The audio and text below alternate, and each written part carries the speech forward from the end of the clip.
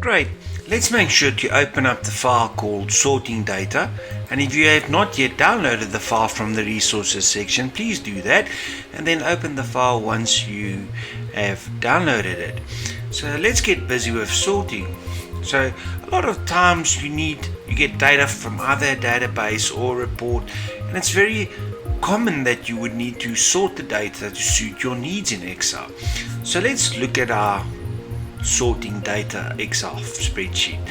And what we might decide is let's sort maybe by salesperson. And the way that we sort our file is select anywhere in the spreadsheet where the data is contained, then go to the data tab, and in the data tab in the sort and filter group, you'll see there that there's 1, 2, 3, 4, 5 different types of sort. With filter, we'll discuss it briefly in advance. We'll definitely discuss that in the advance. We are predominantly going to be focusing on the first 3. So let's look at salesperson and let's do an ascending sort.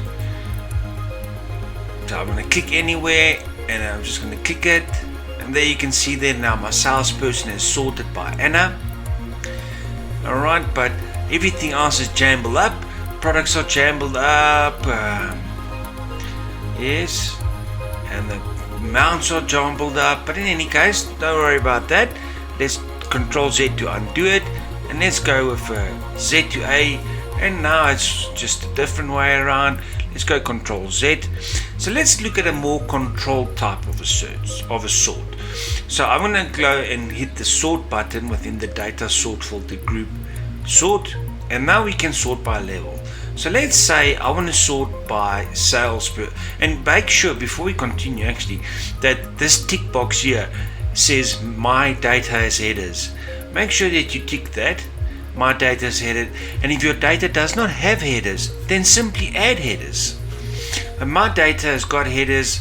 I'm going to then sort by salesperson. I'm going to then add a level.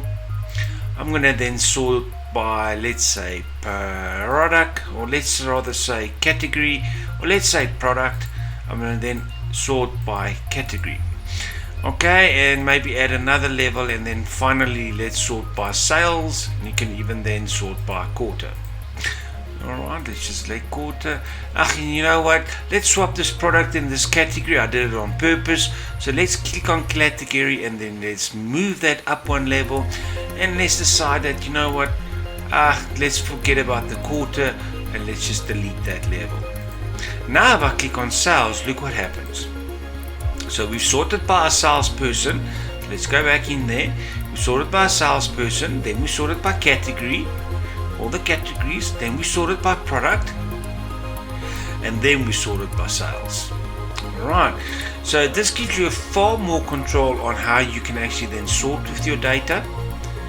In addition to that, let's highlight everything, and now I can select filter. And if I was to now go, for instance, to my salesperson, look what has happened to my headings. Every one of them got these little small drop down boxes. If I now click on salesperson, there's all my salespeople. I'm going to unselect everybody, and I'm only going to go for DAV.